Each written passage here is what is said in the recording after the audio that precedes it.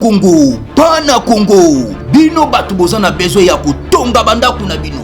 BM échafaudage, ezopesa bino, planche, shell, sécurité, marzimal et lenda. L'air moutamati, moutakokweya te. Yabiso, eza na ba norme européenne. Yabiso eza ya ba chinois te, ya ba indien te, ya ba libanais te. Un bus sera mis à votre disposition. BM échafaudage. Plus de 3500 mètres disponibles. Contact. Maman Nangaye, du nouveau à Kinshasa, place Yassur, des amoko na immeuble Emma, des arabes normes, standard, international, et Goyamba, Batunyoso, en famille, en couple, salon VIP. Et salle à manger, salle de bain confort et magistrale et des chambres à coucher, cuisine ya kafou, sécurité ils a assuré, connexion internet illimitée, Facebook, TikTok, WhatsApp et à Ophélie, groupe électrogène 24h/24 courant et Kindakate, na immeuble Emma. Notre adresse dans la commune de Kalamou, quartier Yolosi, avenue Balinga, numéro 9. Soyez les bienvenus, immeuble Emma.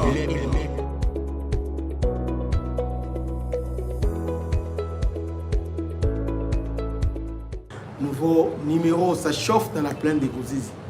Naïbsa Kibino qui est Kosuka Mabe.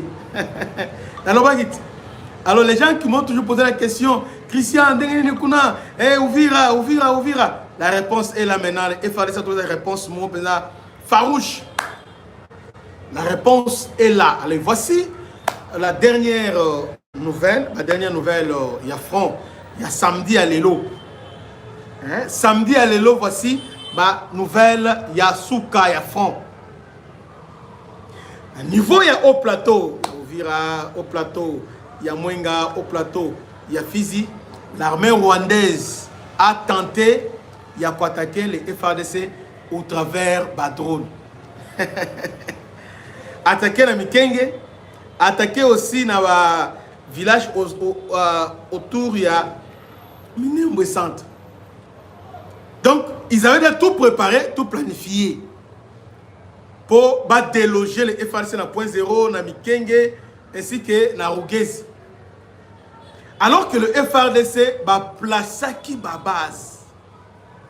Alors que les FARDC, les drones, Yambala Oyo, et Bossala Kabavanti, Bossala Kabajé. Tu qui bino bokolela. Nan bolelite, mais bokolela bien. Bravo à nos héros, le FARDC. Ils viennent de faire un travail formidable. On y va au plateau. Bah attaque union sur les Rwandais qu'ils ont planifié attaquer ce week-end. Ils voulaient que la week-end bah qu'il y ait moi sangwa malamu, que moi victoire moko. Le Rwanda lui-même intervenir avec Badrone, mais le FARDC battait Bango en déroute. D'ailleurs, plusieurs militaires rwandais arrêtés.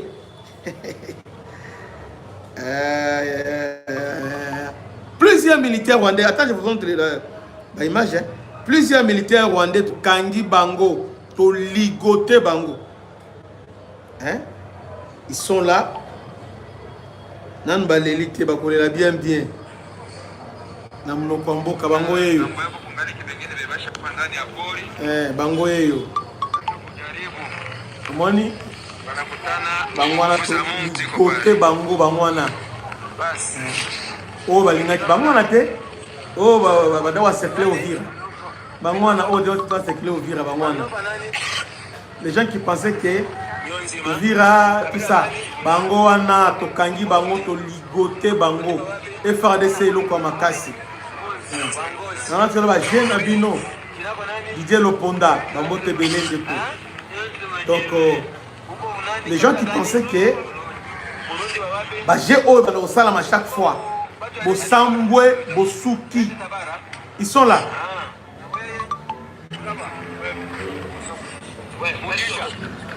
Ah, on a au plateau au Vira.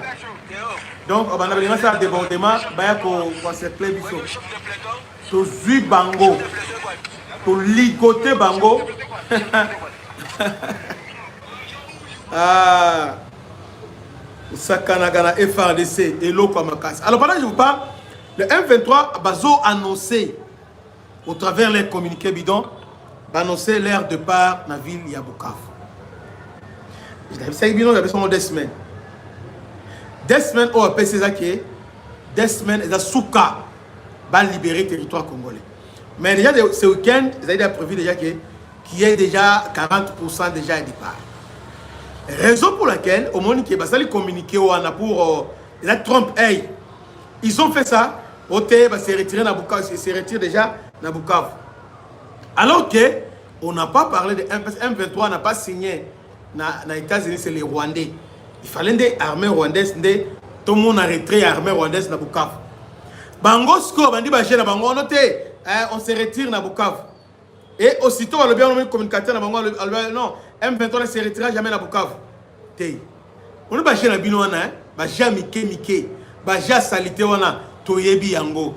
Et puis les Américains, ils clairs. Ils étaient clairs, ils ont des sanctions, ça. Ils ont la Paul Kagame lui-même. Et puis, rappeler qu'il y a un crime à commettre. Rappeler le rapport Grenton, rappeler le rapport Mapping. On a dit, non, ces pays, moi, je dis que ces pays on a fait déjà tout. Donc, nous sommes au courant. Il est au courant de ça. Il dit, donc, je vais vous dire, parce que tout le monde est là, comme ça, vous avez la sanction solo. Vous allez voir. Vous connaissez que tout ça. Hier, j'ai suivi un expert rwandais, au niveau du ministère des Affaires étrangères rwandais. Et ce type-là, au niveau, il y a chaîne Moko Zolobanini. Chaîne Moko, il y a chaîne internationale. Alors, il y a au moins plus de 500 000 FDLR dans l'Est du Congo. Mais c'est la sorcellerie. Quel niveau de mensonge au Rwandais bazana yango? Quel niveau de mensonge des Rwandais nos frères, parce que juste à la fin du compte vous resterez nos frères africains. Quel niveau de mensonge vous les Tutsis? Quel niveau de mensonge? Parce que là est commis 500 000. D'ailleurs armée congolaise ils ne sont pas plus de 120 000. Maintenant, comment les FDLR ont 500 000 FDLR? Ce n'est pas vrai. Maintenant, beaucoup cité. Entre-temps, le FRDC, qui était dans autant de Sangé, alors maintenant, avec les renforts, ils avancent lentement et sûrement vers Kamanyola. Ils avancent vers Kamanyola. Et Tikali Bissoara, à mon Sangé, jusqu'à présent, donc les Loga Oyo, nous serons dans Sangé, allez directement. Luvungi, nous sommes à Kamanyola. Quelques heures seulement de marche, nous serons à Kamanyola. Pendant que vous tergiversez, nous sommes sérieux. Ainsi, le plan militaire, Yambala Oyo, Baloba qui non, Yambala O ton pied, mon pied. Donc, les autres, on va annoncer, Yambala Oyo, nous sommes préparés dans l'éventualité. Bolingi Bitumba, nous sommes là. Bolingi diplomatie, nous sommes là. Donc, sur tous les plans, nous sommes là. Mais ce qui est vrai, Toko, on ne se laissera pas duper par Kagame. Ils sont imprévisibles. Quand ça va arrêter, va endormir, parce que Bango va avoir besoin. Dès que Bango na au plateau, Bango va au polaté. Bango va faire que avant de se retirer, base moi Victor moi Ndambo. Bango va dormir, biso non tozo longwa, tant que tu kitsa bali malmo attaqué. Drone les alikolo. Ils ont essayé ça à Ouvira. Ils ont essayé à Ouvira. Le FRDC ne tombera jamais. Vous voyez? Et sentir vraiment que Yambala Oyo, Félix a changé G. A changé vraiment G. Et qu'est-ce qu'ils ont fait? Ils avaient un plan Kenya, Ouganda, ainsi que Zimbabwe. Bazui va former Jeune Katangé, tous ces miliciens, on a formé Bango Penza très bien. Va tenir tout ça. Ils étaient en veille au niveau à Katanga. C'est la caca. Maintenant, ils n'ont pas compris. Guerre est à l'Est, mais FARDC s'est renforcé dans Katanga. On te yeba kibino, to vende la kibino, to yeba ki. Qu'est-ce qui se passe à la base de la diversion? Mais attaque il y a Katanga. Ils voulaient nous surprendre. Balinga qui va surprendre Bisso.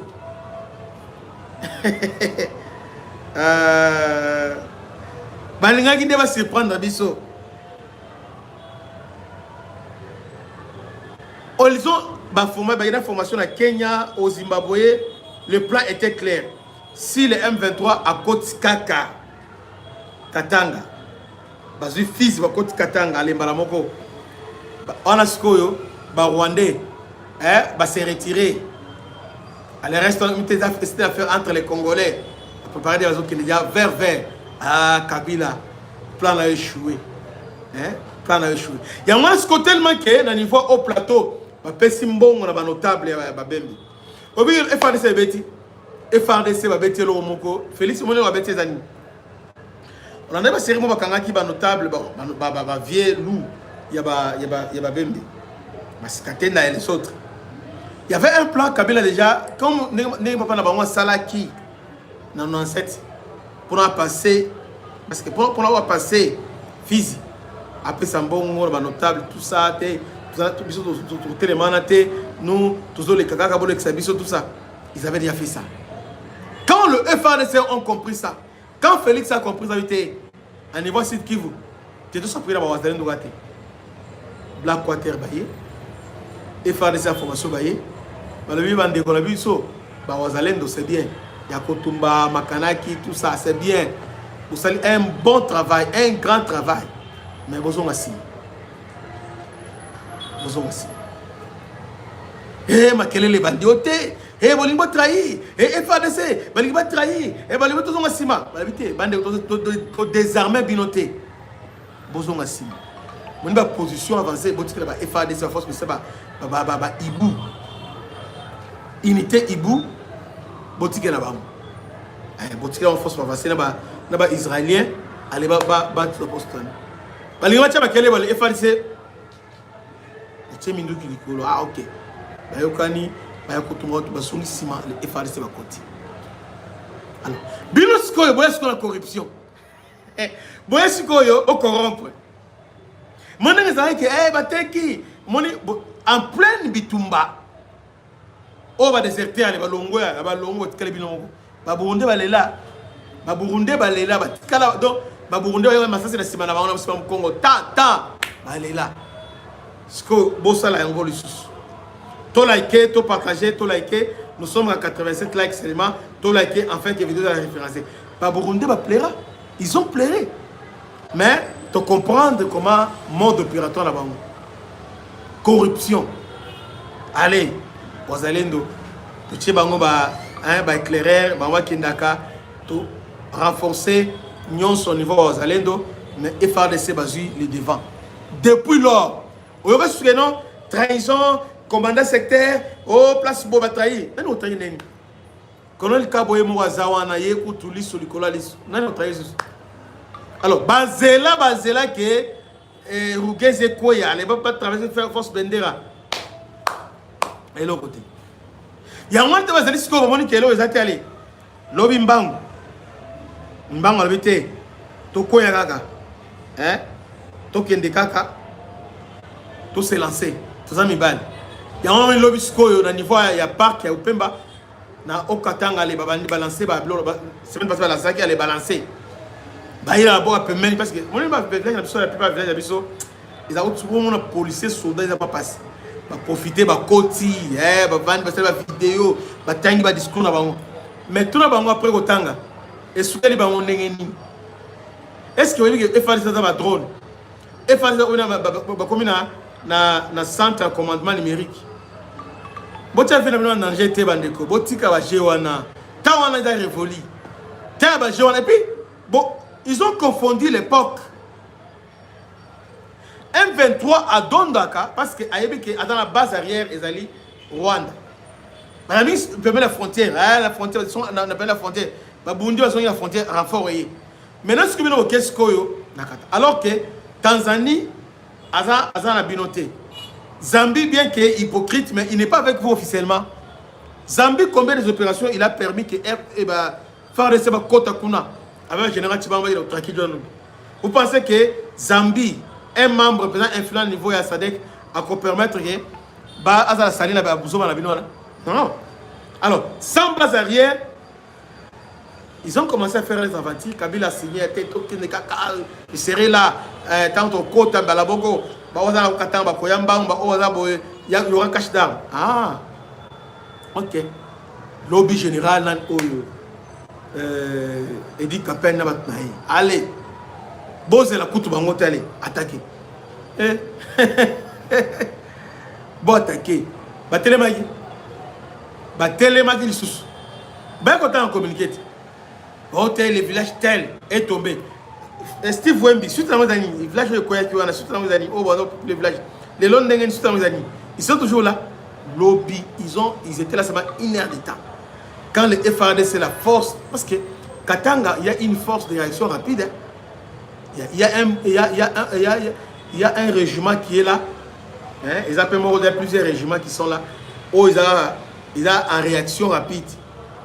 Donc, allez attaquer. Mbang, drone, les alicolo, sur le plan terrestre. Tant que côté les bancs. Ils ont assez de choses là. J'ai obosé la bisso. Obosé la frontière à Rwanda. Burkina Uganda, Bokoti Rutshuru. Obosé on a gâté.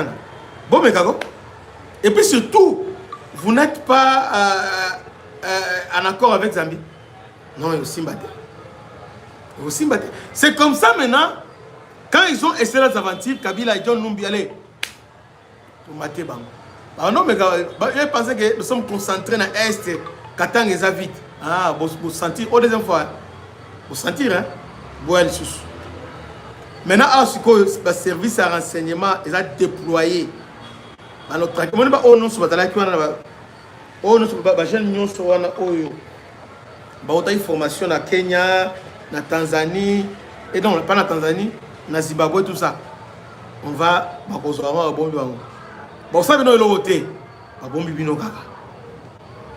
Bon, bibino nan. Oh, bah, nous créer ba gardiennage, na ba mapango, on a gardiennage té. Tu vas dire jeune na bino. On créer ba société ba gardiennage alors que ils allaient préparer la ligue pour les M23. Au Sambwe. La minute où Bazolo mona Bukavu. Goma ils ont commencé à plier malgré la jeune à Bazolo parce que les États-Unis dans le rapport, Massad Boulos attend les rapports dans le week-end. Il y a les lots, on attend les rapports. Ils ont fait les premiers pas, voilà, on va démonter, au moins déjà, mais depuis avant-hier, ça va changer Goma déjà, va démonter, tout ça longwa, mais tout le monde est piscazo bimanamté.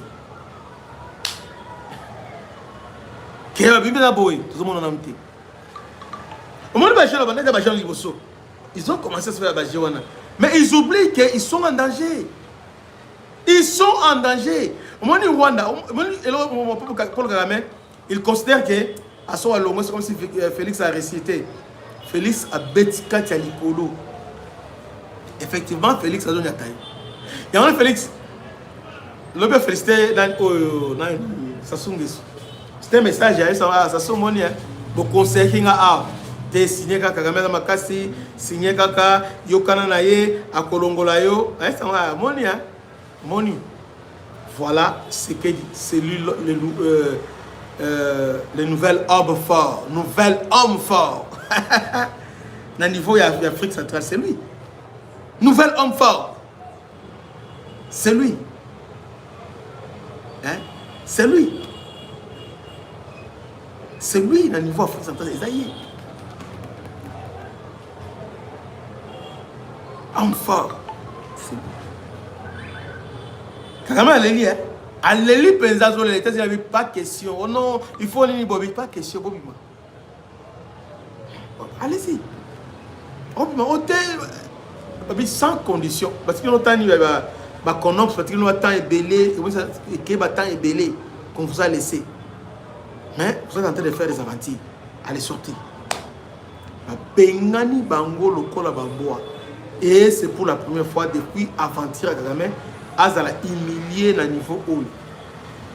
Azala na humilié, mais na niveau haut, et tu là aux alaté. Azala jamais humilié à ce niveau. Bravo, la diplomatie agissante, il y a Félix Tshisekedi. Bachola qui est, Baseka qui est, Bitambola Tambola, Bilela là, et aujourd'hui, c'est lui le prophète. Maintenant, on est bon dimaye, au bandi pour combattre, au fois Kende, constitution, vous êtes bando, Denis Sanga, un aventurier tout fait. On a aventuré pour ça, on a botika yam. Botika. Accepter l'homme à son époque. Félix vient de faire un grand travail. Vient d'accomplir. Il mérite notre respect. Il mérite notre soutien. Et depuis, elle a combattu par les Rwandais, il n'a pas bien exercé son mandat. Tout il y a une chance à ça. Parce qu'en on a eu pour le moment, dans le but de Azalité, mais pour le moment, je ne vois pas. Qui? Pour le moment, on ne voit pas. Que Dieu vous bénisse. C'était votre humble serviteur, le bishop Christian là. Salutations et bon week-end à l'honorable M. Blaise Titou Monizi, Botebele et Bandeko. Vous avez besoin d'appartement, bon, au petit poteau, oye. Alors, immeuble Emma et Zali pour vous servir. Que Dieu vous bénisse. À la prochaine. Ciao.